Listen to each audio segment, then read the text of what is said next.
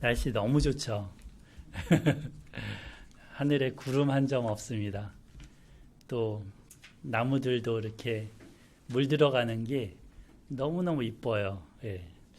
이번 주에 저는 그 서울식물원이라고 마곡에 있는 장소인데요. 거기 답사를 한번 갔다 왔습니다. 온실 안에는 이제 그 동남아의 열대 식물들이 식재되어 있고, 바깥에는 주제정원이라 그래서 이렇게 곳곳마다 정원을 조성해 놓은 그런 것들이 있었습니다. 너무 이뻐 갖고요. 혼자 보기 아까워서 언제 우리 성도들과 같이 한번 가고 싶다. 그런 마음이 막 들었습니다. 그랬으면 좋겠습니다. 공기도 신선하고요. 예. 가을에, 한국 가을은 수출해도 될 것 같다라는 생각이 듭니다. 예. 그 정도로 자연 계시를 통해서 하나님께서 자기 아름다움을 나타내고 계신데, 이런 것들을 보면서 주님을 찬양하고 감사하고 또 노래하는 그런 날들이 됐으면 좋겠습니다. 예. 이제 겨울이 오기 전에 가을을 마음껏 예, 누리시기를 바랍니다. 근데 자연은 때로는 우리한테 이렇게 아름다움도 주지만 두렵고 떨리는 그 죽음의 위협까지도 주기도 합니다. 태풍이랄지 또 뭐 기후변화, 조금 전에 기도에도 나왔지만 그러한 것들이 두려운 현실이 되고 있습니다. 이처럼 이제 불이라는 것, 하나의 불이라는 것도 잘 쓰면 유익하죠. 그 요리할 때 불이 없으면 요리가 될까요? 안 되죠. 예. 물론 생식이 좋다고 하니까 썰어서 그냥 먹으면 될 수도 있겠지만 불이 너무 요긴합니다. 근데 그 불에 또 확 그 불에 덮쳐지면 목숨을 잃거나 재산을 이렇게 홀라당 날리게도 됩니다. 이 불이죠. 불. 보기만 추울 때는 따뜻하게 이렇게 온기를 주는 불이지만 정말 활활 집어삼키는 불일 경우에는 화마라고 그러죠. 화마. 무서운 마귀처럼 보여지고 우리한테 다가오기도 합니다. 2014년에 미국의 그레이스 커뮤니티 교회라는 곳을 담임하는 존 메가더 목사님이 책을 한 권 내셨습니다. 그 책 제목이 다른 불이라는 책입니다. 이 책은 그 지금 일어나고 있는 겉으로는 성령의 역사라고 얘기를 하지만 사실상 무분별한 악령의 역사일 수도 있는 그런 은사주의의 현실, 그런 실체를 파헤친 책입니다.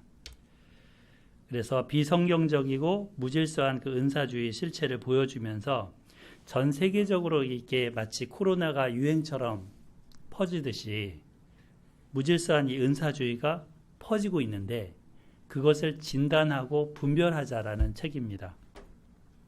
그래서 그 사이비 은사주의가 갖고 있는 위험성을 경고하고 있었습니다. 한국에도 이제 신사도주의라고 해서 신사도 운동이 들어왔죠. 물론 이 성령께서 주시는 은사는 너무나 중요하고 그거를 우리가 사모해야 합니다. 정말 그것을 받아야 되고 또 신앙생활하는데 그 성령의 인도하심을 받는 것은 우리 크리스찬으로서 마땅한 의무고 책임이고 특권입니다. 그런데 이 무분별한 은사주의는 이제 마치 오늘 본문에 나오는 두 제사장이 드린 그 다른 불과 같은 것입니다. 자신들도 멸망할 뿐 아니라 교회도 오염시킵니다. 예를 들어서 이런 그 일부에서 어떤 내용이 나오냐면 믿음의 말씀들이라는 것을 선포하는 사역자들 이야기가 나옵니다. 그러니까 조엘 오스틴 목사나 또는 불가능이 없다라는 걸 주장한 로버트 슐러 목사님, 이런 분들이 이런 경우에 속하는데, 그러니까 긍정을 외치고 정말 잘 될 거를 외치면 그것이 그대로 이루어진다 하면서 긍정만 계속 강조하는 겁니다. 그리고 자기가 가진 그 욕심인지 야심인지 소망인지 이렇게 포장된 것을 가지고 하나님을 이용해서 당신들도 부자가 될 수 있습니다. 당신들도 번영할 수 있습니다. 라고 강조하는 사역들을 합니다. 이것이 다른 불이라고 진단합니다.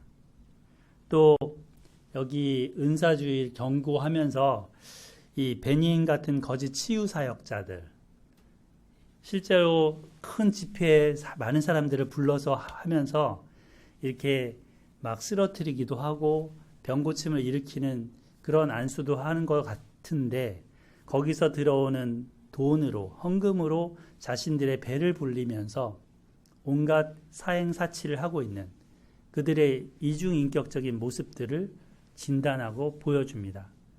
이들이 양의 탈을 쓴 늑대가 아닌가, 그렇게 보는 거죠. 그리고 실제적으로 하나님 말씀을 듣고 배우고 가르치고 행해야 되는데, 말씀보다는 개인적인 이런 예언이라는 것들에 속아서 나가는 것들을 위험하다 이렇게 말하고 있습니다. 저도 많이 속아왔고 그런 속은 세월이 너무나 아깝고 안타깝습니다. 그래서 다른 불이라는 거죠. 다른 불. 자, 지난주에 우리 말씀에서 아론과 4명의 제사장들이 뭘 했습니까? 제사장 위임식을 했죠. 그래서 물로 씻고, 두 번째는 옷을 입고, 세 번째는 기름을 바르고, 그리고 네 번째는 제사를 이렇게 행했습니다. 여러 가지 속죄제부터 시작해서 번제, 위임식의 화목제, 이런 것들을 쭉 했었죠. 소제와 함께. 그리고 그와 함께 7일 동안 하나님께 자신을 드렸습니다. 죄의 용서함을 받으면서 이제 깨끗한 하나님의 거룩한 사람들로 세워졌습니다. 그래서 저도 그 목사 가운을 입고 설교를 했었죠. 처음으로. 자, 근데 이 7일이 지나고 나서 지금 이제 8일째가 됐습니다. 일주일 동안 집에 안 가고 회막에서 계속 이 위임식을 했던 거예요. 그리고 나서 이 8일째 이들이 직접 이제는 제사를 드리는 것, 그 첫 번째 제사를 드리는 장면이 오늘 배울 이 9장의 내용입니다. 9장을 우리 한번 살펴보겠습니다. 9장 1절부터 볼까요? 여덟째 날에 모세가 아론과 그의 아들들과 이스라엘 장로들을 불러다가, 모세가 지금 5명의 제사장들과 장로들을 불렀죠. 장로들을 왜 불렀을까요? 이들은 이스라엘 백성들을 대표하는 겁니다. 그러니까 이 자그마한 회막에, 성막에 백성들 60만이나 되는 사람이 다 들어올 수는 없잖아요. 그죠?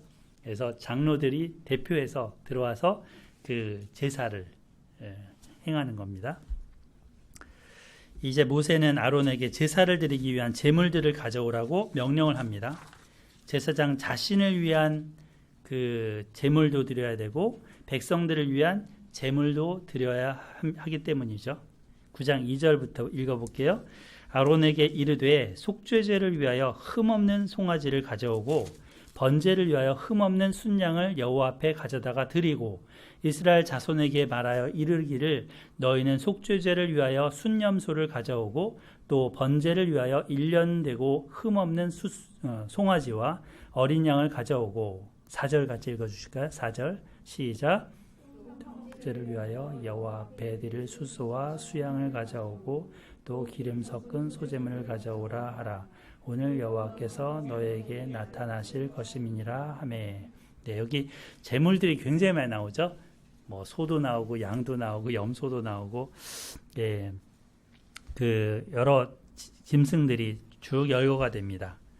자, 일단은 제사장 자신을 위한 속죄제로는 뭐를 준비하라고요? 흠 없는 송아지를 가져오라. 그리고 번제물에는 흠 없는 순양을 가져오라. 이렇게 이야기를 했습니다. 우리 5가지 제사를 배울 때 속죄제 할 때 제사장이 드렸던 제물은 뭘까요? 숫송아지일까요? 숫소일까요? 숫소죠. 큰 소였어요. 예, 거기 여러분들이 이미 쭉 같이 살펴봤기 때문에 제사장들이 드렸던 그 4장에 나오죠. 예, 4장 한번 보실까요? 4장 제사장이 그릇 범했을 때 거기에 숫송아지라고는 이름이 나와 있어요. 그죠? 3절에 보면 숫송아지로 속죄 제물을 삼아 이렇게 돼 있잖아요. 근데 이게 번역이 잘못됐다 그랬죠. 이거가 소의 종류, 숫소의 종류 이렇게 되는 것이고 송아지가 아니라 그랬어요. 그리고 뒤에 보면 회중 13절에 보면 회중이 범죄했을 때 14절에 거기도 숫송아지가 나오는데 이것도 송아지가 아니고 숫소 종류라고 했어요. 그죠? 여기 이제 뒷장에 보시면 그 소에 있어서 숫송아지가 아니라 원래는 제사장은 숫소를 드려야 했습니다. 회중도 숫소를 드려야 했어요. 근데 지금 뭐를 가져오라고요? 송아지를 가져오고 그리고 이스라엘 자손을 위해서는 속죄제를 위해서 순념소를 가져오라고 했어요. 그죠? 제물이 조금 다르죠. 이거는 왜일까요? 오늘 조금 이 부분은 이제 다룰 거기 때문에 좀 자세히 보는 거예요. 그리고 이제 뒤에 부분에서는 그 번제를 위한 송아지, 어린 양, 화목제를 위한 숫소, 순양, 소제물 이런 것들을 다 가지고 오게 했습니다. 왜일까 한번 생각하면서 오늘 말씀 한번 살펴보겠습니다. 자, 지금 아론은 첫 번째 제사를 드리죠.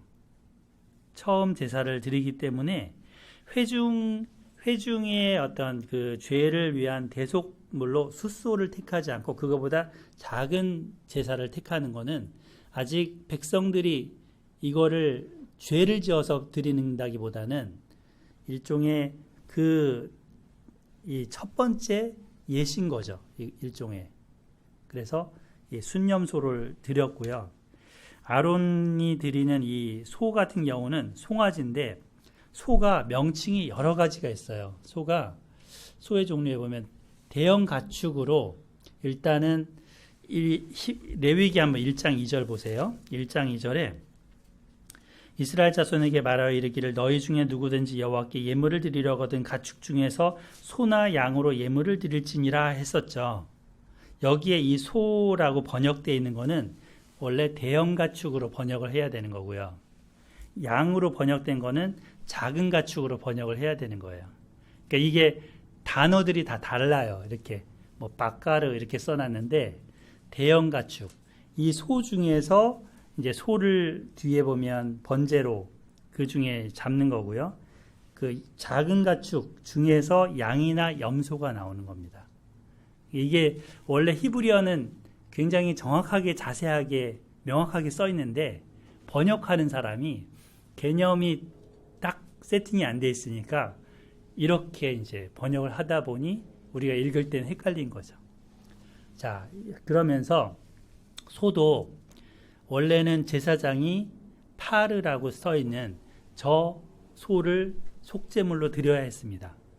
그런데 지금 어린 숫소, 숫송아지라고 하는 저 에겔이라고 하는 단어로 되어 있는 이 송아지를 가져오게 한 거예요. 에겔이라는. 왜 이 말을 자꾸 자세하게 하는지 뒤에 보면 아실 겁니다. 중요하니까 그렇죠. 중요하니까. 한글 번역으로 보면 눈에 잘 안 띄어요. 숫송아지인지 숫소인지 뭐 이런 것들이 중요한데 잘 안 띄어서 이제 그렇습니다. 자, 이 에겔이라는 단어는 그 숫송아지 요 단어는 레위기 이 9장에만 나와요. 이 레위기의 제물들 가운데 여기만 나와요. 또 출애굽기에서는 32장에만 나와요. 32장에만. 아론이 과거에 큰 잘못을 했었습니다. 하나님 앞에 큰 잘못을 했는데 그때 무슨 잘못을 했죠? 이 송아지를 만든 거예요. 금송아지를 만들어서 그것을 여호와 하나님이라고 하면서 온 백성들과 함께 우상 숭배를 했습니다. 이로 인해서 모세는 40일 동안 금식하고 기도하면서 십계명을 받아가지고 내려왔는데 정작 기다리던 그 백성들은 십계명과는 정반대의 범죄를 짓고 있는 거죠. 아론이 선두를 해서 금송아지, 이 에겔이라는 송아지를 만들어서 거기에 절하면서 축제를 하면서 난리를 치고 있는 거죠.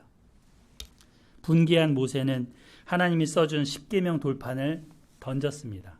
그리고 깨버렸습니다. 근데 아론은 이것에 대해서 비굴하게 변명을 합니다. 누구 탓으로 해요? 백성 탓을 돌리는 거예요. 32장 한번 찾아볼까요? 출애굽기 32장 한번 가보겠습니다. 출애굽기 32장 22절에 보면 이제 아론이 하는 변명의 말이 나옵니다. 내 주님, 노하지 마옵소서. 이 백성의 악함을 당신이 알지 않습니까? 그들이 내게 말하기를 우리를 위하여 우리를 인도할 신을 만들어 달라. 이 모세는 애굽 땅에서 인도하는 그 사람은 어찌 됐는지 알지 못합니다. 라고 했다는 거죠. 그러니까 지금 이 백성의 악함으로 지금 탓을 돌리고 있죠. 내가 그들에게 이르기를 금이 있는 자는 빼내라 한즉 그들이 그것을 내게로 가져왔기로 내가 불에 던졌더니 이 송아지가 나왔나이다. 불에다가 이 금고리, 이 금고리 금 팔찌 또는 이 손에 반지 이런 걸 수도 있는데 이런 걸 던지니까 뭐가 나오는 거예요? 불이 만들어냈다는 거예요. 자기가 만들어낸 게 아니고 불이 만들어냈다는 거예요. 지금 자기의 잘못은 최소화하고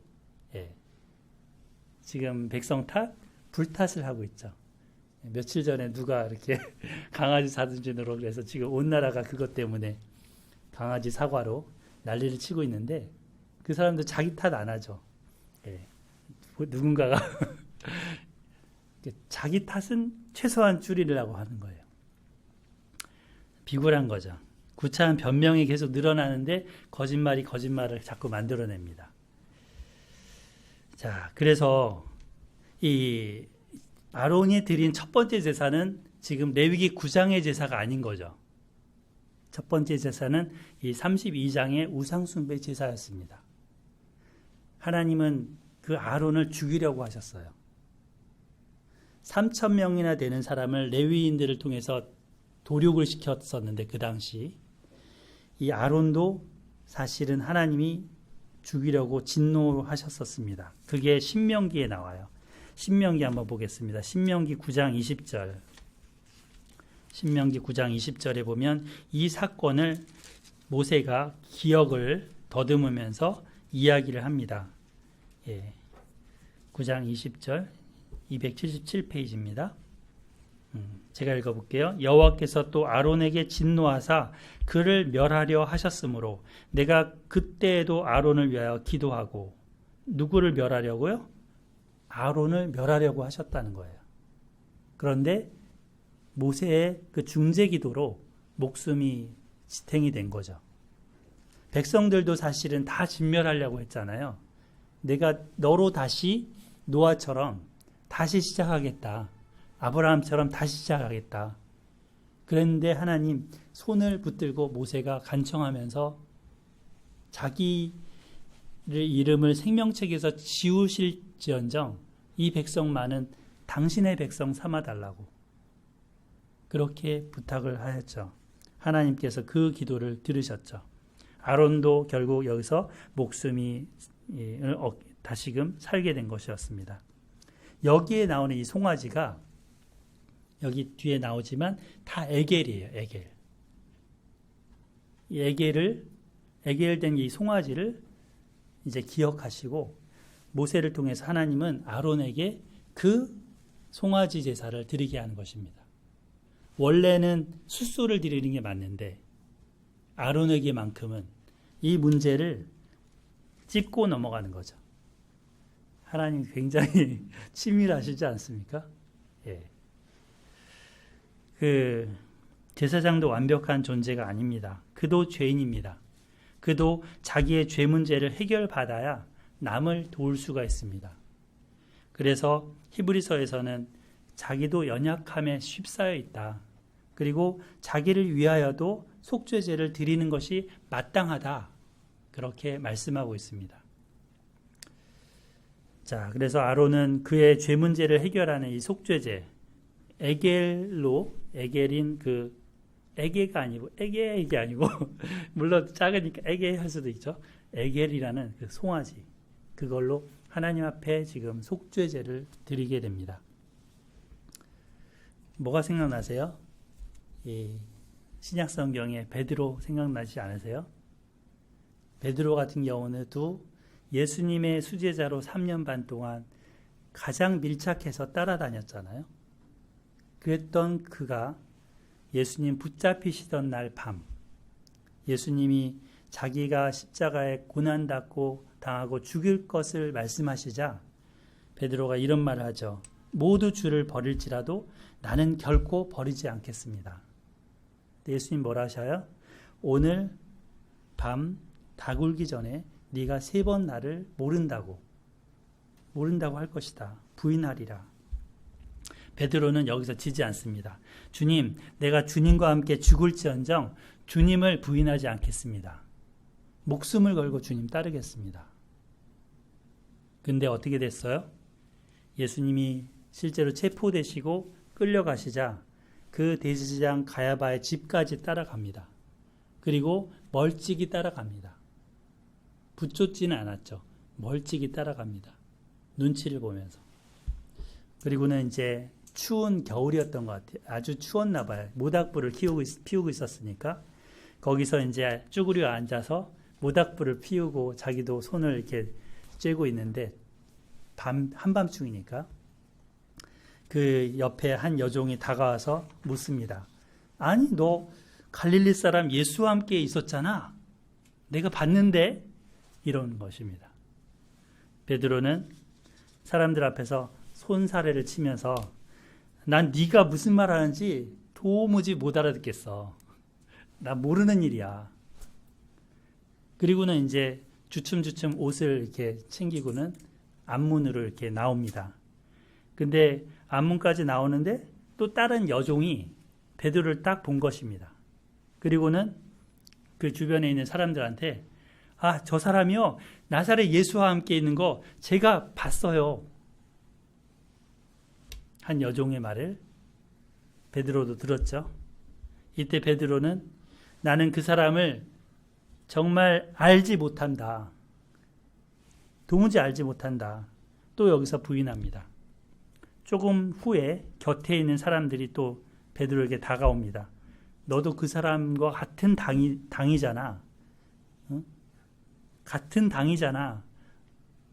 네 말소리가 너를 나타내고 있는 걸 뭐. 너 쓰는 말투가 지금 갈릴리 촌 사투리 그대로야. 응? 네가 아니라고 해도 빼도 박도 못하는 증거가 네가 하는 말을 보면 알 수 있어. 이랬습니다. 이때 베드로가 어떻게 했냐면 저주하며 맹세하여 이르되 이렇게 나와요. 저주하며 맹세하여 이르되 내가 그 사람의 당이면 내 성을 갈지 이 차원이 아니라 진짜 내가 죽어 마땅해 뭐 이런 식의 나는 그 사람을 알지 못하노라. 근데 그때 닭이 꼭 끼어오는 거예요. 베드로는 이때 예수님의 말씀이 생각납니다. 닭 울기 전에 네가 3번 나를 부인하리라. 이게 생각나서 밖에 나가서 심히 통곡했다고 합니다. 그 입 큰 베드로, 어디든지 나와서 막 나서서 얘기하는 그 베드로, 정말 자신감 넘치는 그 베드로가 무너지는, 그 사나이가 무너지는 시간이었습니다.